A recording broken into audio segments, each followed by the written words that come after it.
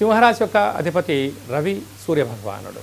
వీరికి 2వ స్థానంలో కేతు సంచార స్థితి, 6వ స్థానంలో ఏడాది తర్వాత రవి భగవానుడు బుధాదిత్య రాజయోగంతో ఉండడం వలన ఎన్ని రుణ సమస్యలు ఉన్నా, ఎన్ని రోగ సమస్యలు ఉన్నా, ఎంతమంది శత్రువులు ఉన్నా ఇక మీ విజయాన్ని ఎవరు ఆపలేరు అని చెప్పి గుర్తుపెట్టుకోగలగాలి.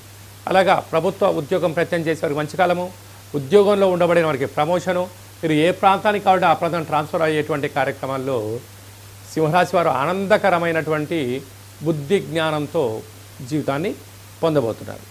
అలాగా ఏడాది తర్వాత శుక్ర భగవానుడు రాహుతో కలిపి శుక్రుడు ఉండడం వలన వీరైనంత వరకు మీ జన్మ నక్షత్రం రోజున లేదా నామ నక్షత్రమైనటువంటి రోజున ఇలాగా దూర వాయు జల ప్రయాణాలు, పూర్ణిమ అష్టమి తిథులందున కొత్త కార్యక్రమాలు ప్రారంభించకపోవడం ఉత్తమోత్తంగా భావించగలి. రాజస్థాన్లో గురు సంచార స్థితి